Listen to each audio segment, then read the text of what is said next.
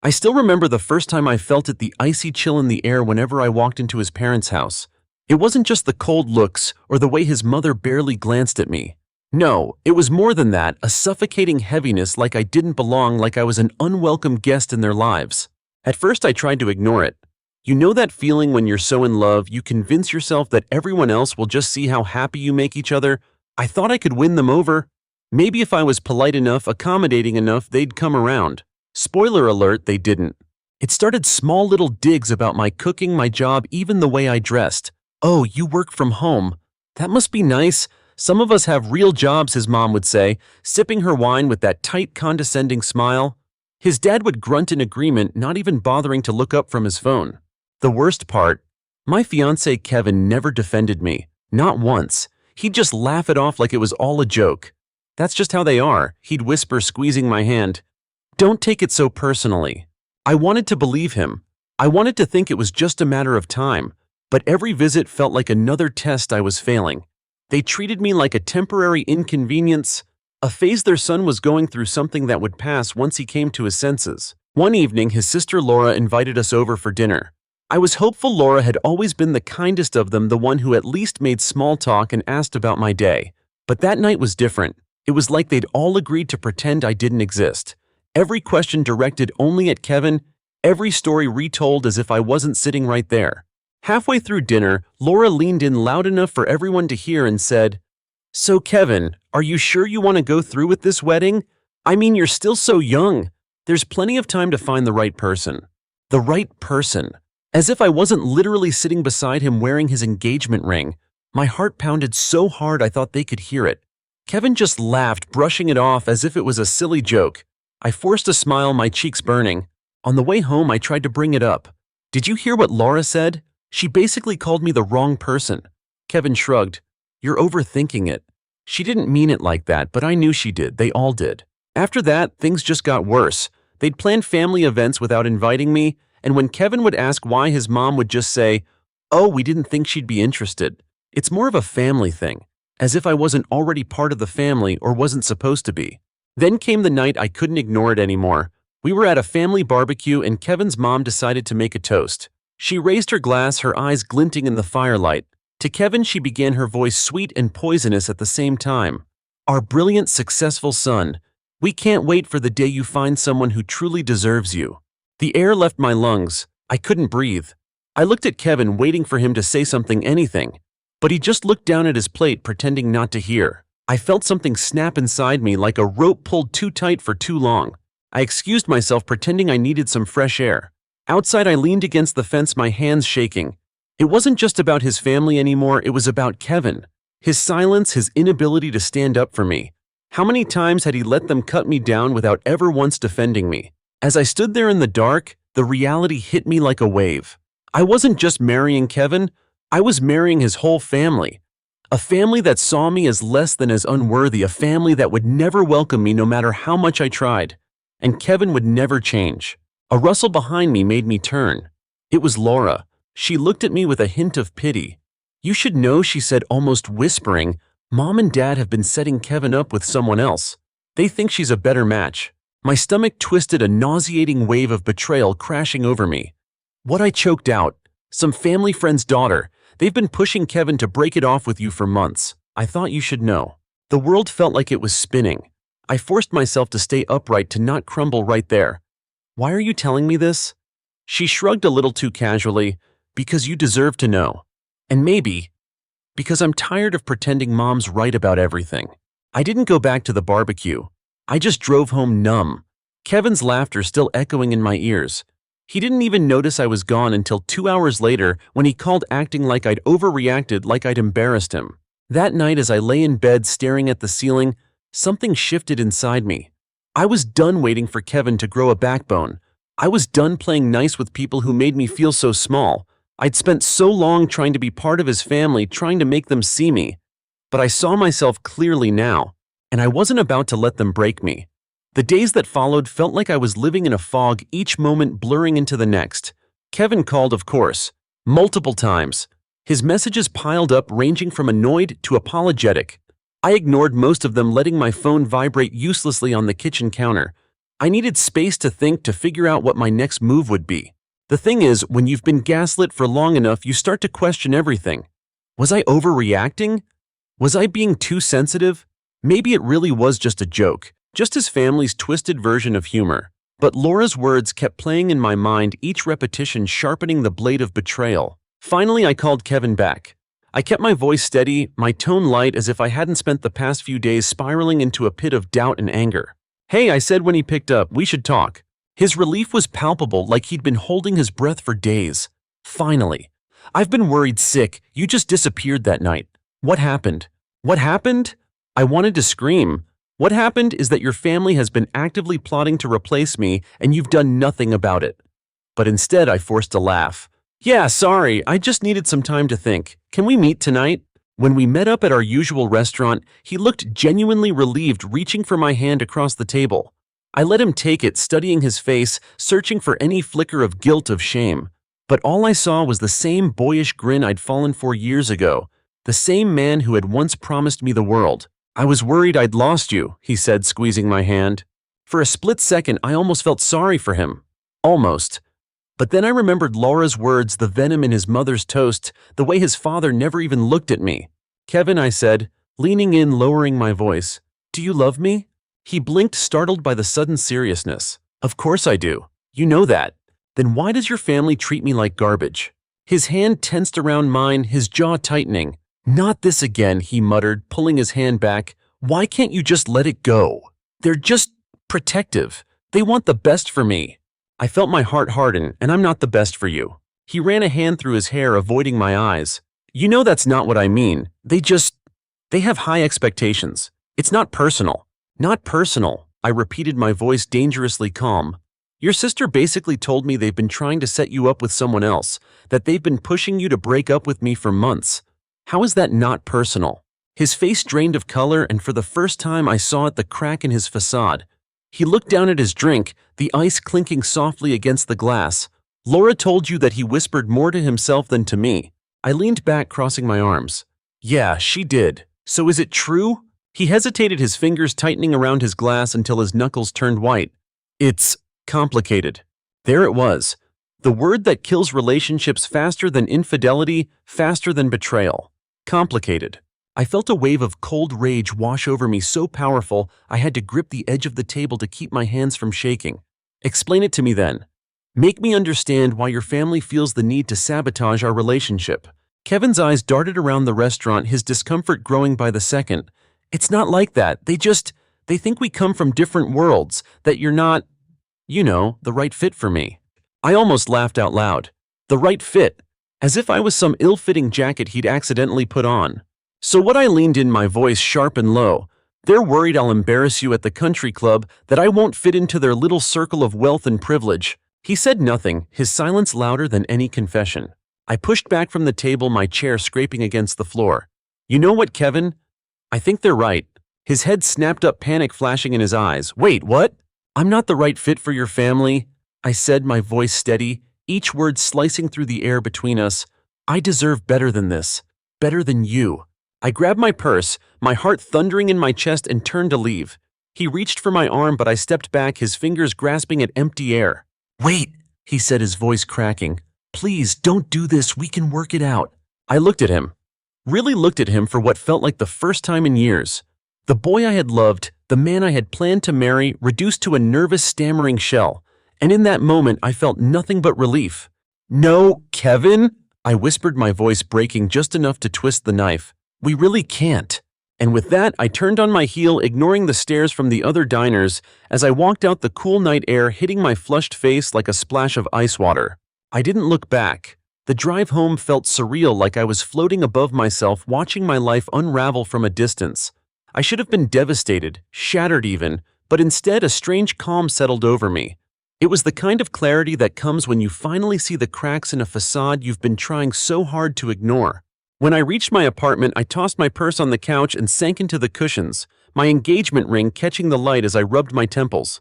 I'd worn this ring for over a year, believing it symbolized a future built on love, trust, and partnership.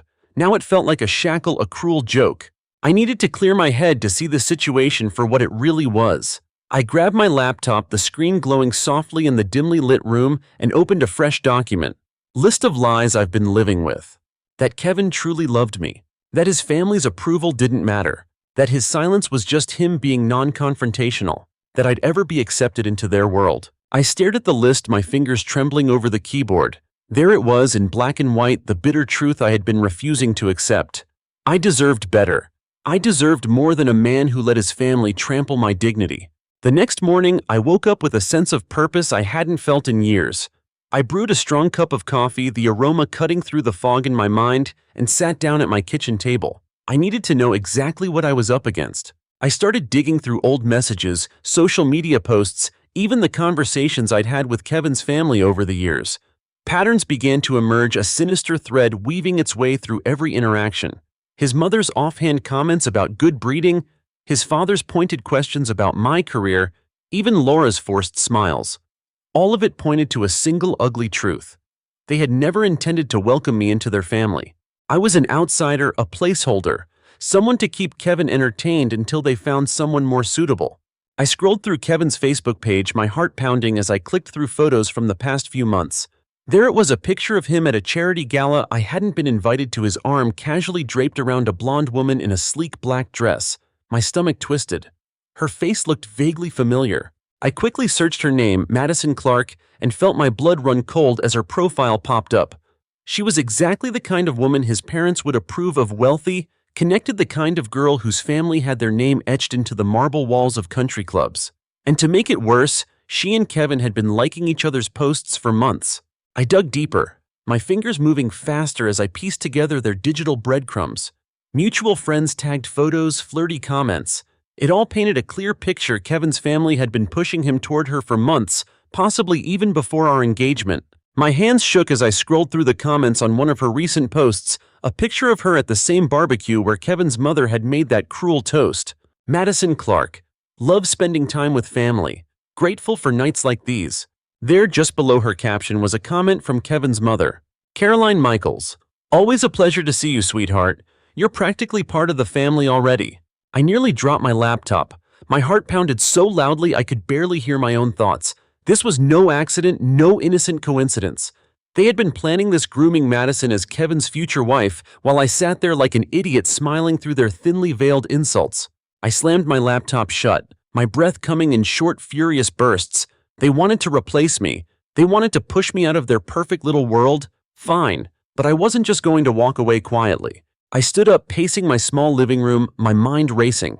I had always been the quiet, accommodating girlfriend, the one who tried to keep the peace to avoid confrontation, but they had crossed a line and I was done playing nice. I glanced down at the engagement ring still wrapped around my finger, its diamond catching the morning light. I twisted it slowly, the metal cool against my skin, and a wicked idea began to take shape. If they wanted a spectacle, I'd give them one, but this time I'd be the one pulling the strings. I spent the next few hours drafting a plan, my mind sharp, my fingers moving with a purpose I hadn't felt in ages. I pulled up my phone, scrolling through my contacts until I found Laura's number. She had been the one to tip me off, to crack the perfect veneer of their carefully constructed lies. I owed her a message. Me. Hey Laura, thanks for the heads up the other night. I really appreciate it. I think it's time I return the favor. Her reply came almost instantly. Laura, what do you mean? I smiled, my heart racing with a dark, satisfying thrill. Me, you'll see. Just make sure you're at the next family dinner. Trust me, you won't want to miss this. I hit send, my pulse thundering in my ears. Let them think they've won. Let them believe I'm still the quiet, compliant fiancé who would slink away without a word. They had no idea what was coming. I was going to make sure they never forgot the woman they underestimated. I spent the next week in full-on planning mode, every detail meticulously calculated. If they wanted to play games, I'd show them just how ruthless I could be. I wasn't just going to walk away quietly, I was going to make sure their perfect little world shattered around them. First, I needed proof. I wasn't about to walk into the lion's den without a shield. I combed through every message Kevin had ever sent me, every voicemail, every social media post. I pulled together screenshots of his flirtations with Madison, the photos from their little charity outings, and the suspiciously long phone calls to her number. I even found a few thinly veiled posts Madison had made, clearly directed at Kevin, dripping with inside jokes and coy emojis. Next, I dug deeper into the family's finances. It wasn't hard. Kevin had given me access to his accounts months ago, trusting me with passwords and security codes, never once suspecting that I'd ever need to use them against him. I found payments to fancy restaurants, boutique hotels, and designer stores, places I'd never been, gifts I'd never received. It all painted a picture of a man living a double life, playing both sides like a smug, overconfident fool. I saved everything: screenshots, bank statements, phone records, organizing it all into a neat little folder on my laptop titled, appropriately enough, Game Over. Once my evidence was airtight, I turned my attention to the guest list for the next family dinner. I knew exactly when it would be: their annual spring gathering, a fancy affair where they'd invite all their closest friends and business associates. The kind of event where everyone dresses in pastel colors, sips overpriced wine, and pretends their lives are as perfect as their curated Instagram feeds. I wasn't just planning to crash the party, I was going to burn it to the ground. When the night finally arrived, I dressed carefully, choosing a sleek black dress that clung to my curves just right. I wanted to stand out, to cut through the sea of soft pinks and baby blues like a shadow moving through their perfect little world. I slipped on the engagement ring Kevin had given me one last time, letting it sparkle in the dim light of my apartment. As I approached the grand entrance of Kevin's parents' house, I took a deep breath, my heart pounding in my chest. This was it, the culmination of my quiet rage, my calculated revenge. The butler opened the door, his eyes flicking briefly over my dress, his expression one of mild surprise. I hadn't exactly been on the guest list, but no one was going to turn me away now. I stepped into the foyer, the sound of clinking glasses and polite laughter drifting from the dining room. I could hear Kevin's father's booming voice, his mother's practiced tinkling laugh, the low hum of expensive small talk. I made my way into the dining room, my heels clicking against the polished marble floors, every head turning as I entered. I could feel their eyes on me, a ripple of confusion and discomfort spreading through the room. Kevin's mother, Caroline, was the first to recover. She plastered on a tight, thin-lipped smile, her eyes narrowing slightly as she took in my unexpected presence. "Oh," she said, her voice dripping with faux sweetness, "I didn't realize you'd be joining us, dear." I met her gaze head-on, matching her practiced smile. I wouldn't miss it for the world. I felt Kevin stiffen beside his father, his eyes wide as he took in my presence. His face went pale, the color draining from his cheeks as if he'd seen a ghost. I took a perverse pleasure in his shock, the way his fingers tightened around his wine glass, the barely perceptible twitch in his jaw. I took a slow, deliberate step toward the head of the table, my heels echoing like a countdown.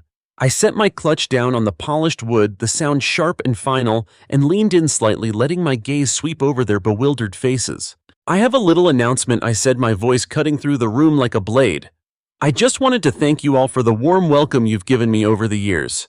I paused, letting the irony hang in the air. It's truly been enlightening. I met Kevin's eyes, my heart racing with a heady mix of anger and exhilaration. I could see the panic building behind his carefully blank expression, his knuckles white around his wine glass. "I've come to realize something recently," I continued, my tone turning colder, "that I deserve better. Better than whispered insults and fake smiles. Better than a fiancé who can't even stand up for me. Better than a family that treats me like an inconvenience."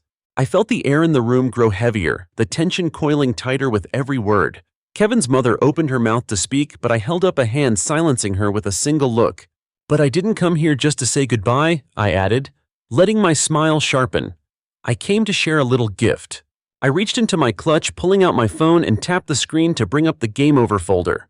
With a few quick swipes, I selected a group message: every member of Kevin's family, Madison, and a few of their closest friends. "Consider this my parting gift," I said, hitting send. The room erupted into a chorus of buzzing phones, the light from their screens casting ghostly shadows on their stunned faces.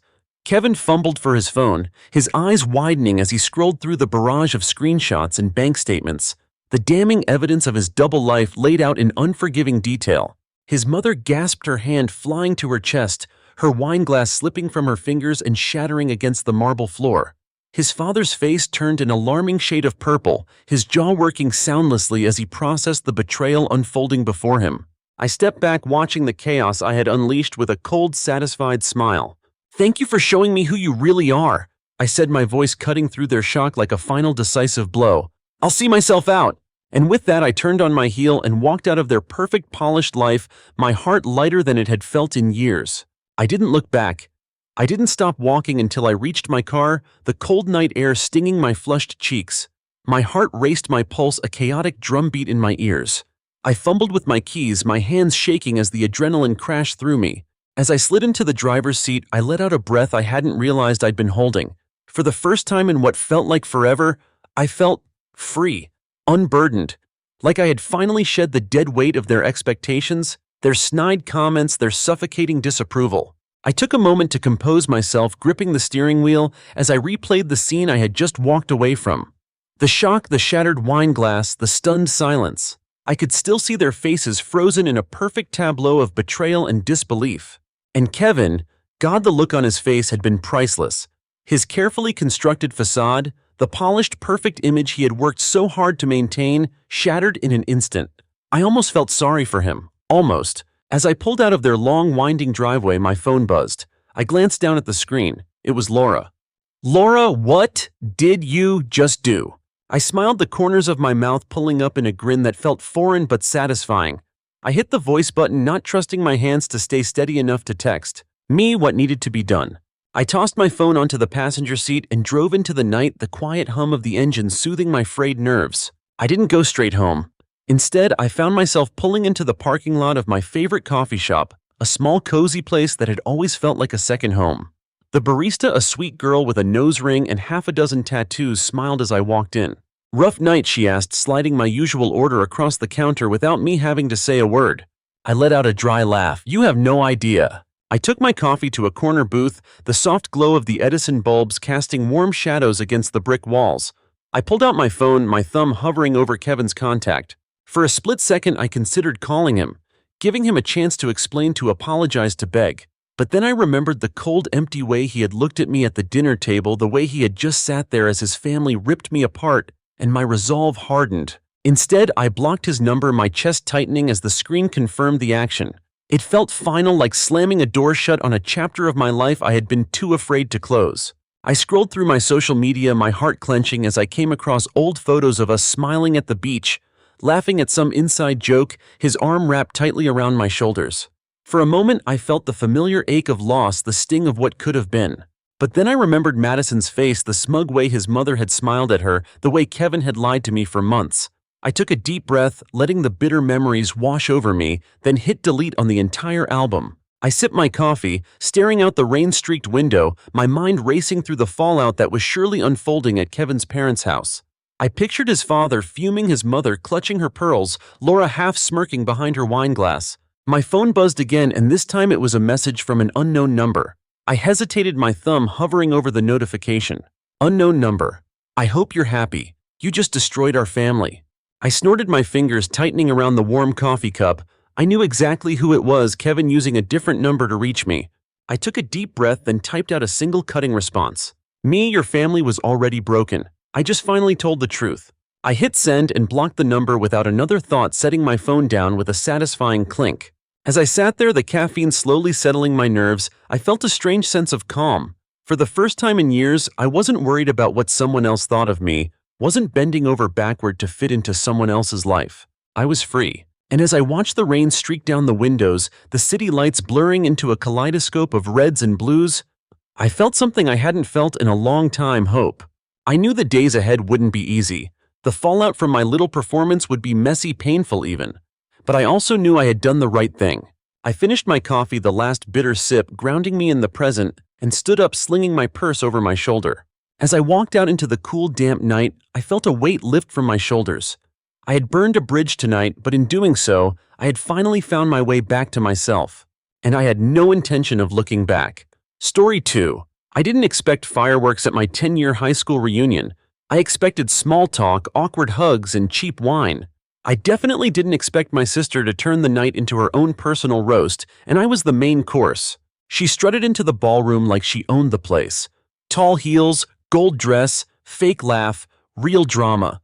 Her name's Brielle, now don't call her Brittany, she'll correct you mid-sentence. It's a brand, she once told me. The first red flag of the night, her entrance. She twirled at the door like she was being introduced at Fashion Week. Everyone turned, everyone clapped. And me, I was sipping stale Chardonnay by the punch bowl, pretending I didn't exist. Then she grabbed the mic. "Let's be honest," Brielle purred, tapping her champagne glass with a long red nail. "I didn't come here for nostalgia, I came for bank accounts. Laughter roared. A few high fives flew from the football table. Mr. Durant, our old econ teacher, raised his glass and toasted her like she was the homecoming queen again. I didn't laugh. My husband Leo leaned over and whispered, "Did she really just say that out loud?" "She thinks it's cute," I said. "She thinks being ruthless is a personality," Brielle went on. "Honestly, I married a hedge fund manager, a tech CEO, and then an energy consultant. You could say I diversified early." More laughter. She looked right at me. "And then there's my sweet sister Alina, who stayed loyal to her dreams and her budget." Ouch. The crowd chuckled, but it was thinner this time. A few people glanced over at me and looked away quickly, like they'd just watched someone spill spaghetti on their white shirt. "She's baiting you," Leo murmured. "Don't bite." "I won't," I said, even though my knuckles were white around my glass. "She wants a reaction." "And you know what?" Brielle said, eyes locked on me now. "I admire that kind of grit. Some of us marry for money, others just marry the lawyers." That did it. Leo raised an eyebrow, calm, collected. Then he walked to the host, whispered something, and made his way to the front. Brielle was still laughing when he took the mic out of the DJ's hand. "Since we're all sharing," Leo said, his voice cool and even, "let's see what she really came for." Silence dropped like a curtain. He pulled a USB from his blazer and handed it to the DJ. The guy hesitated, looked at Brielle, then at Leo, and plugged it in. I knew what was coming. Because 3 weeks ago, Leo found something, and for once I let him handle it. The screen flickered, loading bar, then video. Brielle lounging at a rooftop bar in Miami, laughing, flirting, clinking glasses with a man at least 20 years older. Not her husband, none of them. He reached across, brushed her cheek. She didn't flinch. Another clip, her in a boutique holding a designer clutch. He handed over a black Amex, then a bank transfer flashed across the screen. $5 and $200 labeled appreciation gift. A few people gasped. Then came the video diary. Brielle in a silk robe scrolling through her phone. "If you're hot and emotionally supportive, is it really gold digging?" she said to the camera. "I prefer emotional consulting. Men are just generous when you make them feel seen." She winked. The screen cut to black. The silence in that room thick enough to choke on. Brielle's smile was gone, her posture stiff. For the first time since she walked in, she didn't look like the most important person in the room. Leo handed the mic back to the host. "That's what she came for," he said simply, and then walked off stage. I didn't speak, I didn't move, I didn't need to. "Brielle, though," she snapped. "That was private." "You all don't know the context," she shouted, grabbing the mic back. "This is edited. It's old."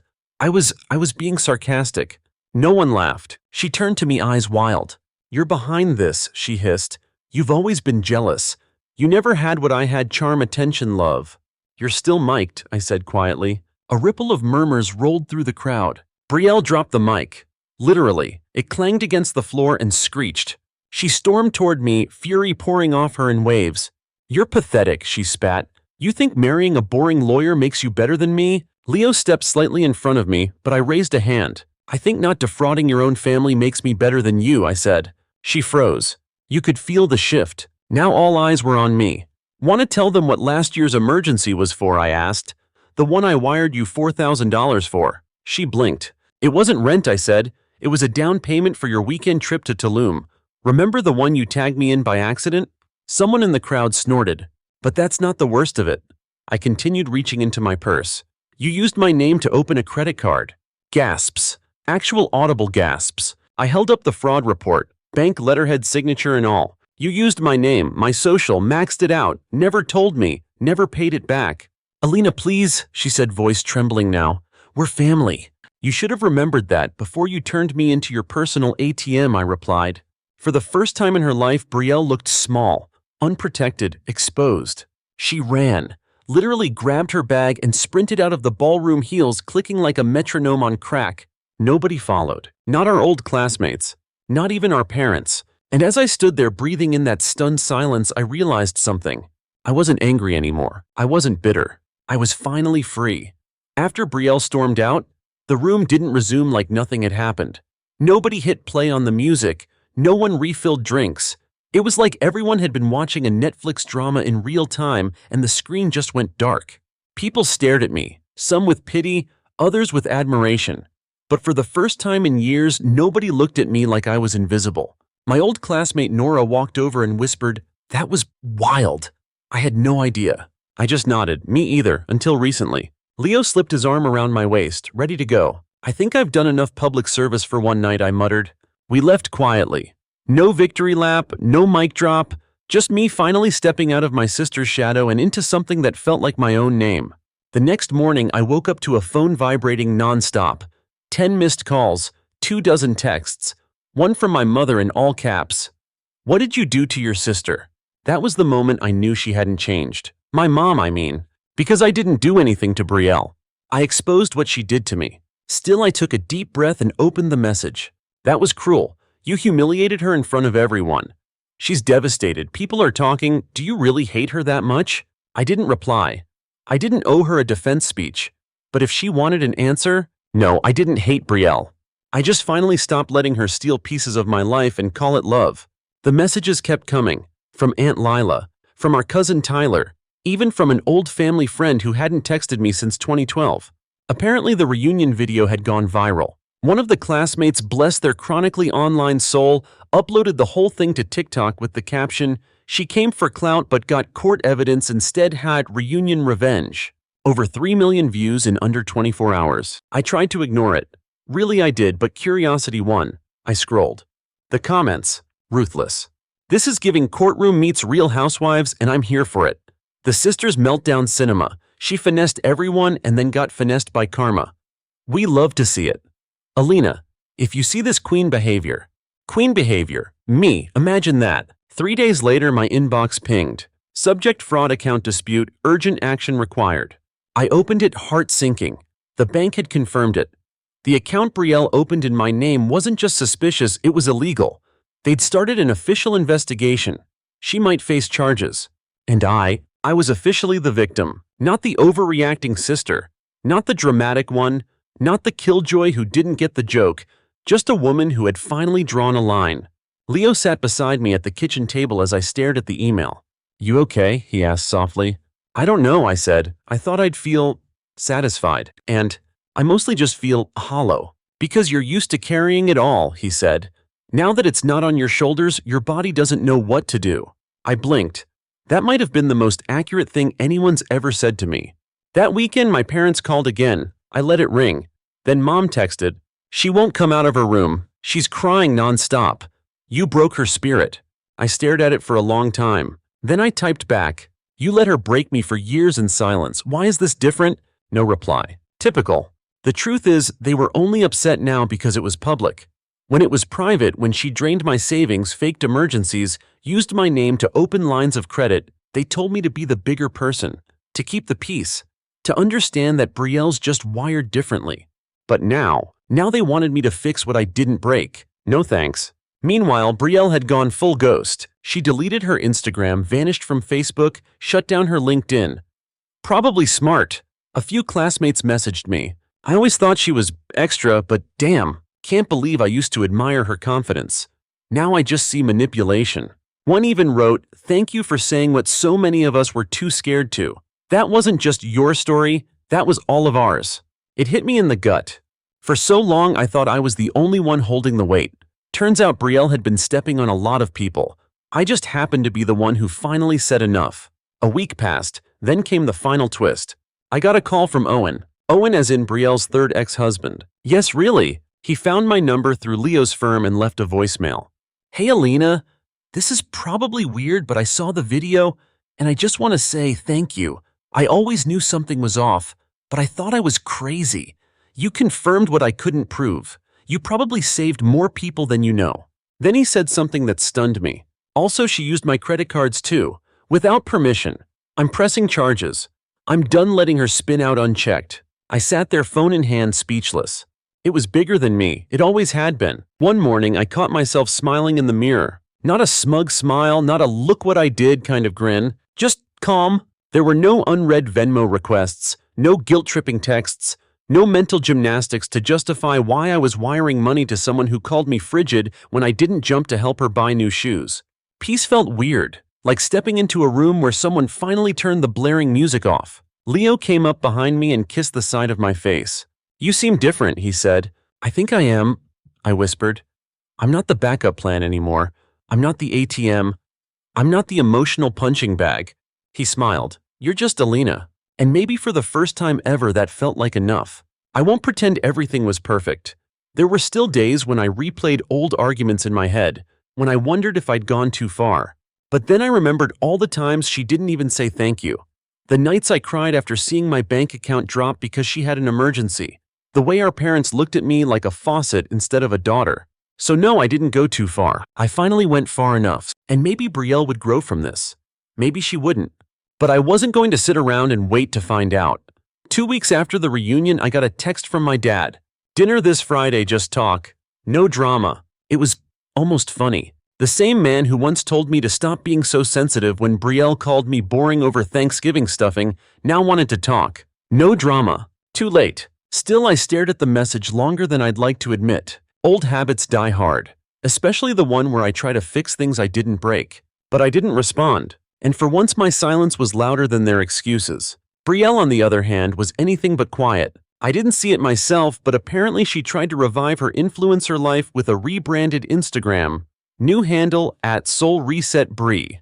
It was full of crystal grids, tarot card spreads, moonbathing reels, and quotes like, "Sometimes the universe crushes you to force your evolution."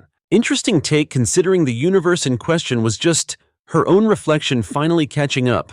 People found it, of course, and every post had the same comment. This you, with a link to the viral video of her meltdown at the reunion. She tried blocking them. Didn't work. The internet has a long memory and zero chill. Meanwhile, Leo and I were thriving. It felt wrong to even say that out loud at first, but it was true. He started coming home earlier.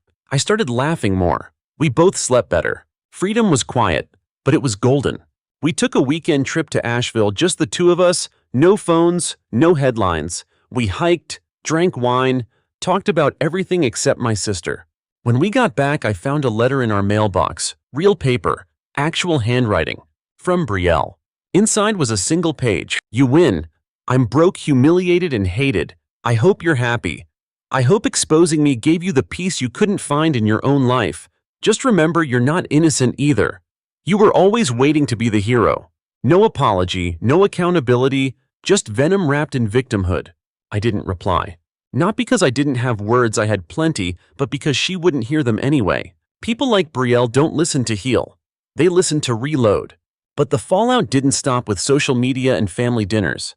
A few days later, I got a call from Ms. Da Silva, a former classmate turned recruiter at a women's nonprofit. She saw the video. Alina. She said that moment you stood there not flinching, it was powerful. We talked to so many women who carry similar burdens. Silent givers, emotional providers, financial safety nets. They never get credit for surviving. Would you be willing to speak at one of our panels? I almost laughed. Me, a speaker. I used to beg my parents just to be heard over Brielle's stories. Now people were asking me to speak. I said yes. Not for revenge, not for clout, but because it mattered. Because maybe someone in that audience had a Brielle too and needed to know she could say no without guilt. Then came the knock on my front door. I opened it and found my mother standing there, sunglasses on despite the overcast sky. I blinked. You could have called. She removed her glasses and sighed. You weren't answering. Maybe take the hint. I just want to talk. I let her in. She sat on the edge of the couch like she didn't want to get too comfortable, or maybe she knew she didn't deserve to. I know we weren't fair to you, she started. I didn't interrupt. I wanted to see where this was going without helping her finish the sentence. She looked around the room, the photos of Leo and me, the shelves of books, the framed quote that said, "I am not responsible for other people's lessons." I think we expected too much from you because you always had it together, she said. You never asked for anything. Brielle always needed more. And you thought that made it okay, I asked. No, she said softly. I think we were lazy. You were easier.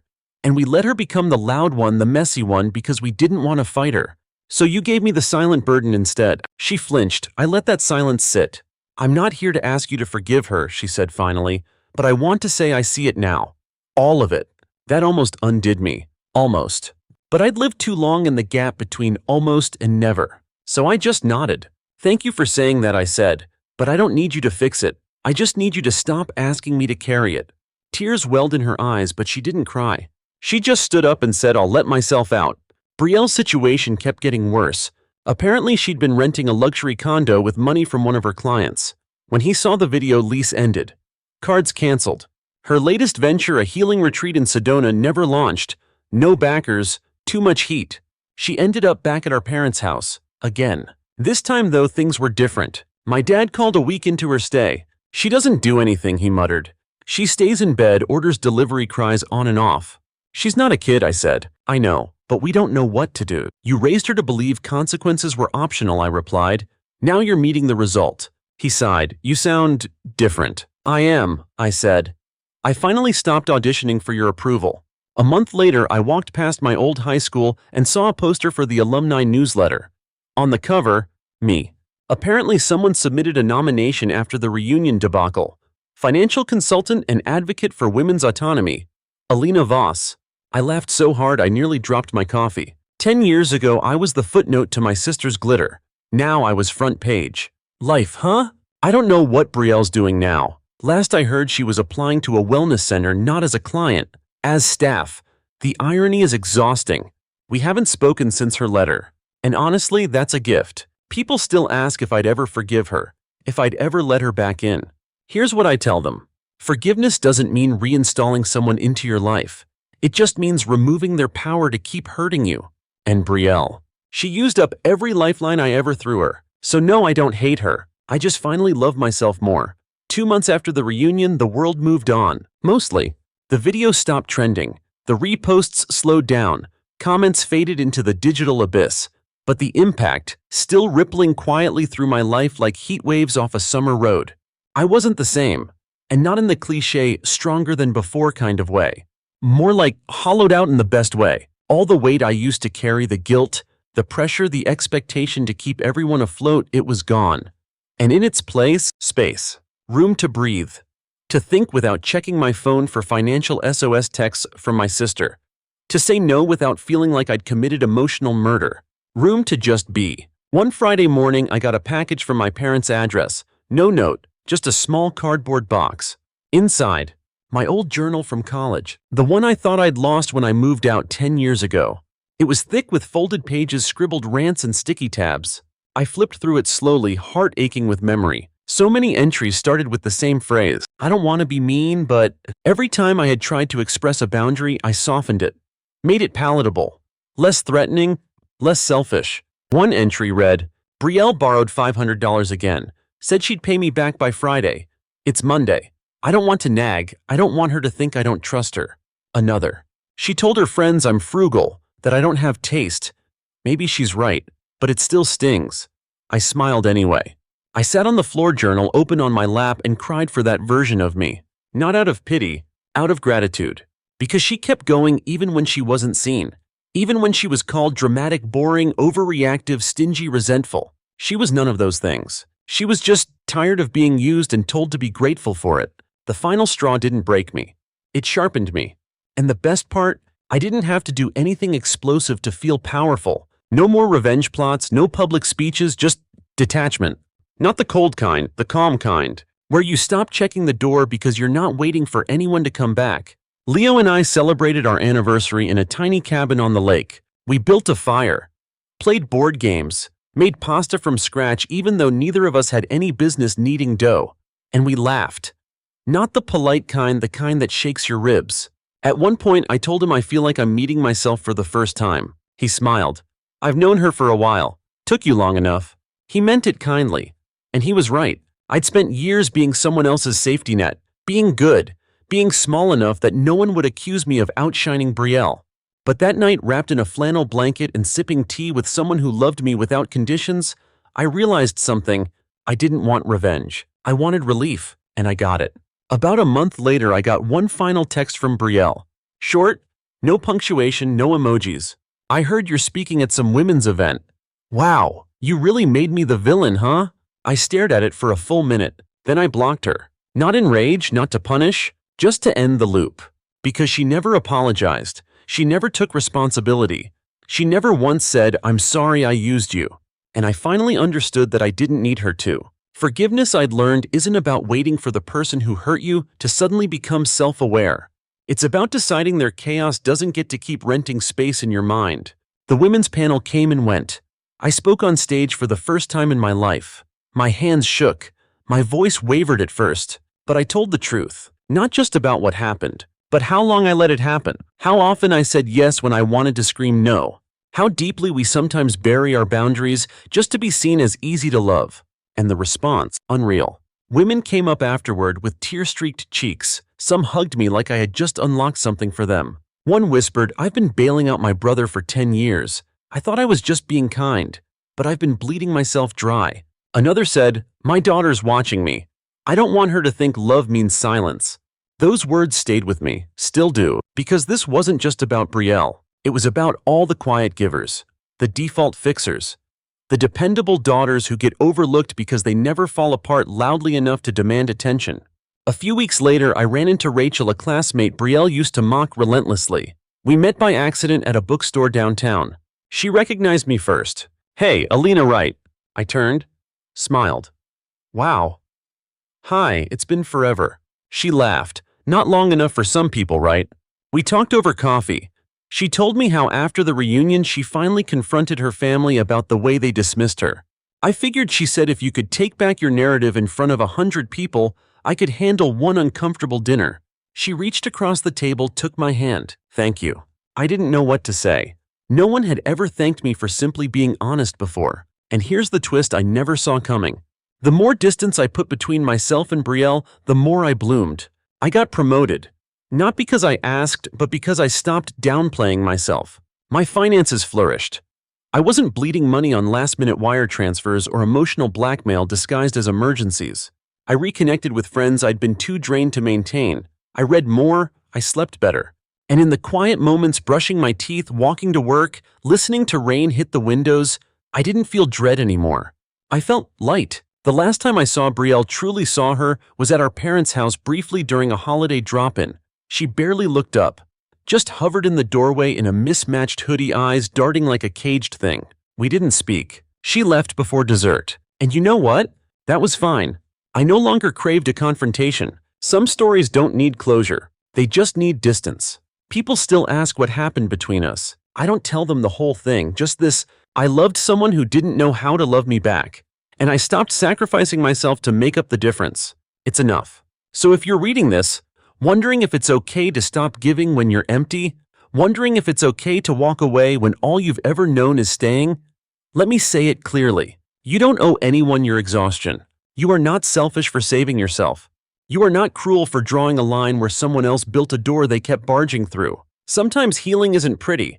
Sometimes it looks like walking out of the room mid-toast. Sometimes it looks like not answering the phone. And sometimes it looks like blocking the number and finally breathing again. I used to think protecting myself would make me lonely. But now I know peace isn't loneliness. It's just the absence of people who kept mistaking your kindness for currency. And for the first time in my life, I'm rich. Story 3. I read it 5 times hoping I'd misread it, that maybe autocorrect had some dark sense of humor. But no, it was plain, it was sharp, and it was deliberate. I stared at the screen for a full minute, standing in our kitchen like time itself had frozen. I didn't blink, didn't breathe, just paused. Maya walked in, still in her hoodie, mug of peppermint tea in hand. "You look like you saw a ghost," she said, settling on the stool across from me. I didn't answer, just handed her my phone. She read it in silence. Her jaw tightened, but she didn't flinch. That was the thing about Maya, she never gave them the satisfaction. "They finally said it out loud," she murmured, setting the phone down. "I guess the passive-aggressive invites weren't cutting it anymore." I nodded slowly. "What are you going to do?" she asked. I opened the chat, scrolled down, found the Ezra and Talia Wedding Command Center thread, tapped Leave Group. "I'm doing what they asked," I said calmly. "I'm not bringing you." Her eyes lifted, hurt flickering behind them. "You're going without me." "No," I said. "We're not going." It wasn't just a wedding. It was a full-blown spectacle. My younger cousin Ezra and his fiancée Talia had been planning it for a year, curated Instagram content, matching pastel dress code, drone footage, and a live jazz quartet flown in from another state. And I was the idiot who funded most of it. $22,000. That's what I'd handed over after months of guilt tripping, and "You're the successful one" monologues from my parents. Ezra was their golden boy. I was the wallet. "You've always been the practical one," Aaron, Dad, said over dinner one night. "Talia's never asked for anything," my mother chimed in. Lies. All of it. I paid for the venue, the imported orchids, the hand-calligraphed invitations. I even paid for the monogrammed champagne wall because it's the new thing. And then they turned around and told me my wife wasn't welcome. What had Maya done to deserve this? That was the question gnawing at me. She'd never started drama, never confronted anyone, never even responded to the little jabs and digs she got at every family event. Like when Aunt Celia told her, "It's cute how low maintenance you are." Or when Ezra once joked Maya's so chill, she doesn't even care about labels. Like, jobs. She had a job, a good one. But apparently if you're not a corporate ladder climber, you're invisible in this family. The real offense, Maya wasn't impressed. She wasn't fake. She didn't play into Ezra and Talia's polished influencer cosplay. She asked real questions, like the time she looked Talia dead in the eye and asked, "Do you even love Ezra? Or is this just a production?" Yeah, that probably did it. The night after the disinvitation, Maya and I sat on the couch in silence. "I knew you'd choose me," she whispered, "but it still stings." I nodded. Then I smiled faintly. "But I'm still contributing to the wedding." Her eyebrow arched. "You already gave them enough." "I did," I said. "But I made one small revision." The wedding went on. Of course it did. Lavish and filtered to death. Talia floated down the aisle like she was being filmed for a Netflix special. Ezra wore a forced smile so polished it squeaked. Photos were posted in real time. Hashtags, highlights, champagne, perfection. Until the cake arrived. I never even picked up the phone as it happened. I just poured myself a drink, raised my glass to Maya, and said, "Cheers to not being invited." 10 minutes later, my phone started buzzing. 3 missed calls, then 7, then 20. By the end of the night, 139 missed calls. From family, friends, even Ezra himself. I didn't answer. I sat back, took a slow sip of wine, and pulled up the final invoice from Cherie Cakes. $5,300. 7-tier masterpiece. Ivory fondant, real gold leaf, vanilla bean imported from Tahiti. I'd paid in full. But 2 weeks ago, I'd also made a quiet call to the bakery. Just one little update to the internal delivery instructions. Nothing dramatic, just unforgettable. A hush fell over the crowd, followed by the gentle pluck of a harp and the MC's syrupy voice echoing through the speakers. And now the moment we've all been waiting for. Ezra and Talia's wedding cake. Cue dramatic spotlight. Guests leaned in with eager smiles and raised phones. I imagined the Instagram captions already forming #tiered elegance or "the cake was giving royal." Then came the dry ice fog, real fog, theatrical as hell. 2 tuxedoed servers wheeled out a cake so grand it looked like it belonged at a Buckingham Palace banquet. All 7 tiers gleamed in soft ivory. Edible gold cascaded down like a waterfall. At the top sat a delicate floral crown made of sugar orchids exactly as Talia had demanded. The crowd gasped. Talia's eyes widened. Ezra faked awe. She stepped forward with a perfect knife held between manicured fingers. Ezra joined her. And then, crack. It started low. A subtle shift in the middle tier. Then boom! The top tier collapsed sideways like it had been kicked. And from inside the cake, she emerged. A full-grown clown. Wedding dress, veil-smeared lipstick, red nose, oversized shoes. The works. Dead silence. Except for the mechanical squeak of 2 rubber chickens launching from hidden compartments on either side of the base. They shot into the air like missiles, wiggling on springs and hitting the ceiling tiles before bouncing onto someone's plate. Then came the feathers. Hundreds of them bursting from the clown's bouquet like confetti, drifting lazily through the air as she curtsied deeply in the spotlight. Pinned to her chest, a shiny laminated sign, "Miss Perfect." It took a second, maybe 2. Then chaos. Someone screamed. Someone else clapped, thinking it was performance art. Talia. She froze. Ezra staggered backward, face pale. The clown winked, took a mic from somewhere inside the cake, and said, "Sweet as honey. Special delivery for the bride, the show must go on." Maya, watching from our couch at home, almost spat out her tea. "Oh my God, you didn't!" I sipped my wine. They wanted unforgettable. I delivered unforgettable. Back at the wedding, guests were whispering, gasping, filming. Talia tried to regain control. She stepped forward and hissed, "Who did this?" The clown leaned in and stage whispered, "You ordered perfection. We brought the reflection." Then she moonwalked backward. Yes, moonwalked through the fog and out the back door, flinging one last handful of white feathers into the air like wedding rice. Clown cake was trending on TikTok by midnight. By the next morning, I had 143 missed calls. Texts, emails, voicemails ranging from, "You heartless jerk," to, "That was low even for you." Ezra called me 12 times. Talia's mom sent a voice note so long the transcript couldn't load. Even my dad called. Maya walked into the kitchen still in pajamas and handed me a cinnamon roll. "Anything good?" she asked, sipping her coffee. I held up my phone. My cousin Nate texted, "I hate you," but that was hilarious. She laughed. "You've traumatized an entire event planner community." I raised my glass. To art. That afternoon, someone pounded on our front door like it owed them money. It was my mother.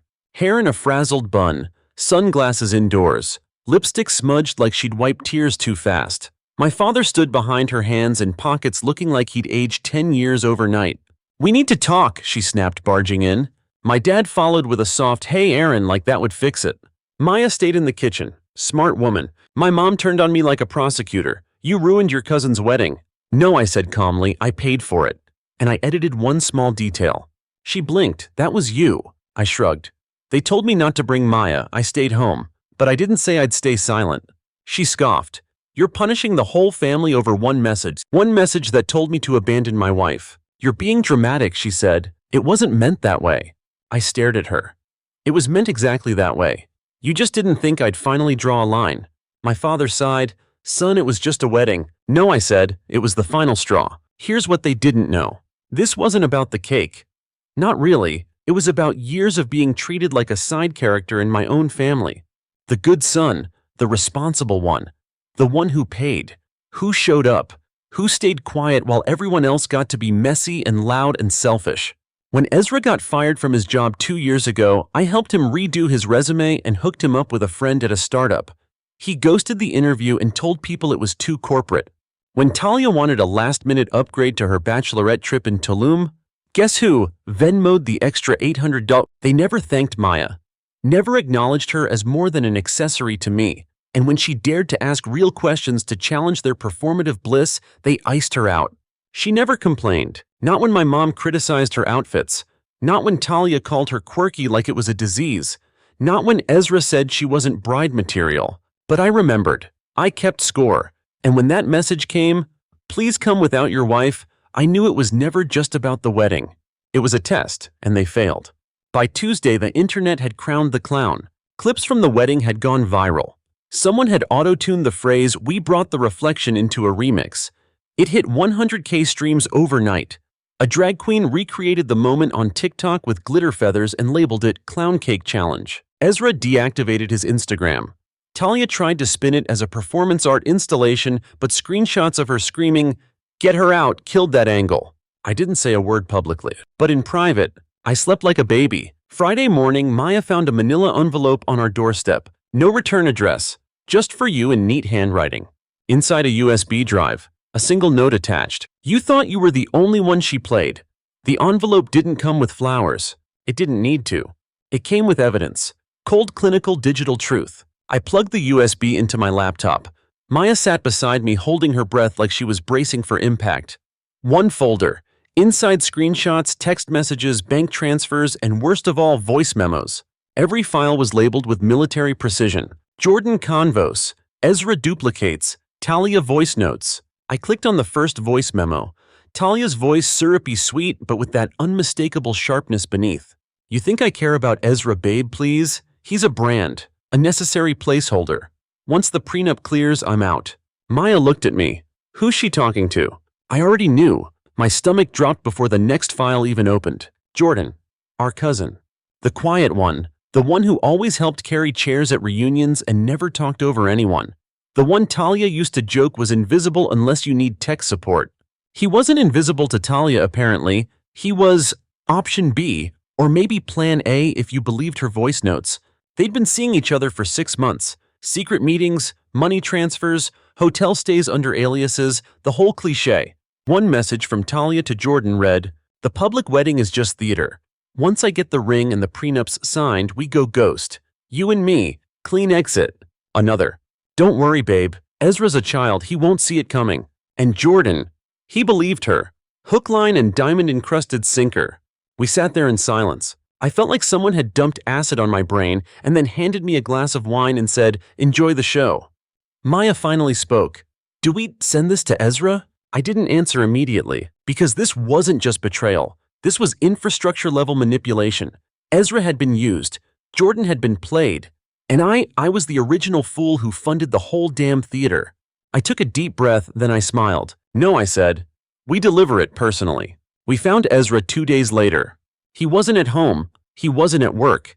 But my cousin Ben mentioned seeing him at the old gym near the park, the one where Ezra used to train when he thought he'd go pro in college football. We pulled into the lot, and there he was, beating the hell out of a heavy bag like it owed him child support. I called his name once. He turned, sweat-drenched, pale, empty-eyed. The rage faded when he saw us. He walked over like a man approaching a firing squad, or maybe just a truth he wasn't ready to meet. If you're here to gloat, he muttered, save it. I didn't say anything, just handed him the red folder we'd printed. He opened it. 1 page, then 2, then 10. He sat down slowly on the nearest bench, the pages trembling in his hands. When he got to the photo, Talia half-dressed in Jordan's apartment, glass of wine in hand, he just stopped. Didn't cry. Didn't yell. Just whispered. She said I was the first man she ever really trusted.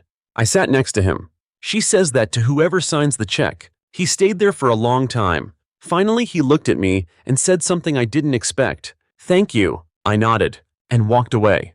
That night, Maya and I made pasta, opened the good wine we'd been saving, turned our phones off. We laughed. We ate. We let the world burn without us.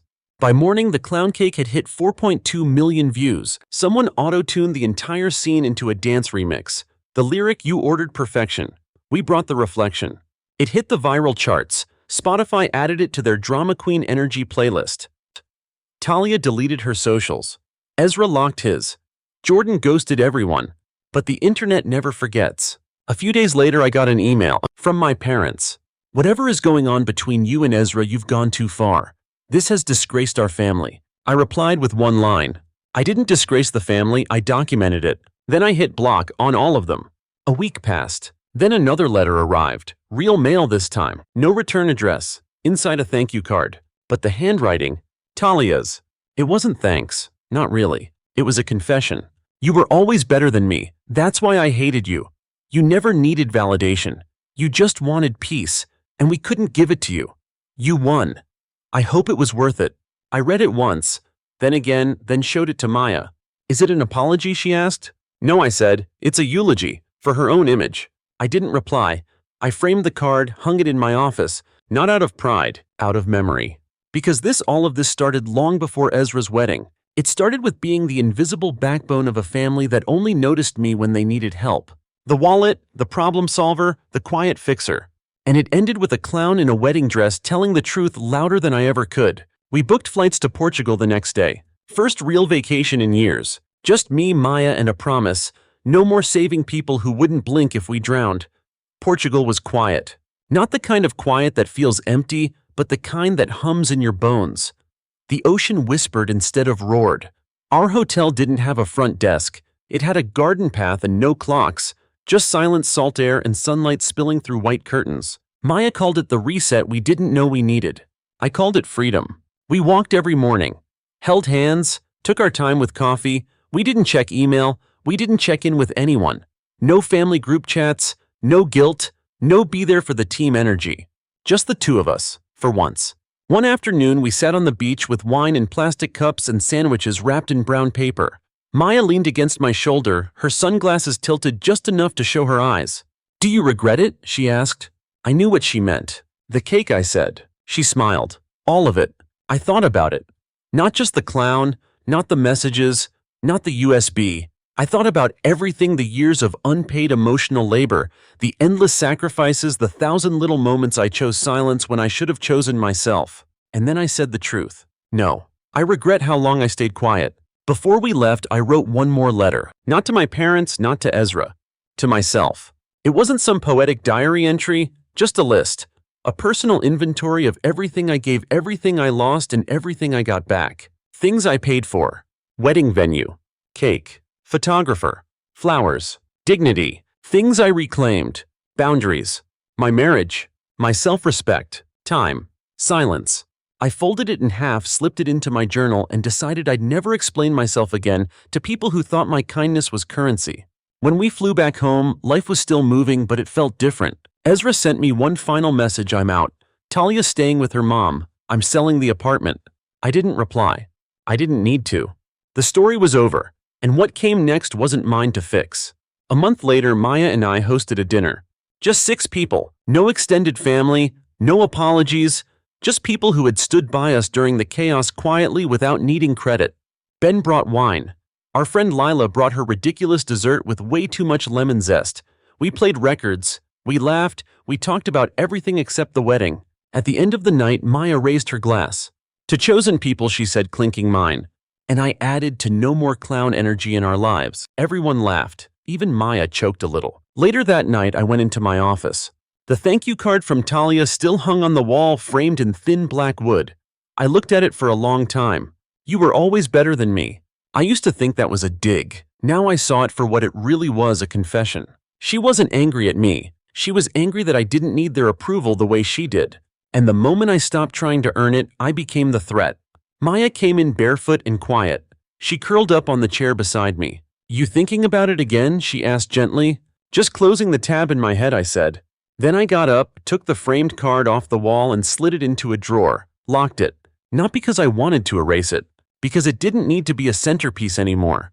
3 things I learned. Revenge doesn't have to be loud. Cutting people off isn't cruelty, it's clarity. Peace feels suspicious at first, then it becomes addictive. A few weeks later, I got an invite in the mail. An actual envelope with calligraphy and everything. Ezra again.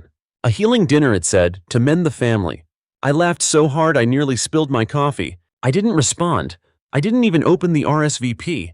I just walked it outside, dropped it into the recycling bin, and watched it fall between a used Amazon box and a cereal box. And for the first time in years, I felt nothing. We bought a plant the next day. Not just any plant. A huge over-the-top fiddle leaf fig that took up half the living room. Maya named it Boundary. We water it every Sunday, like a ritual. Every Friday now we have our own tradition. Wine, takeout, 1 candle, and a toast. Maya always goes first. To Miss Perfect, she says with a wicked smile, and I finish it. Long may she be off the throne. We laugh. And then we sit in the quiet that we earned.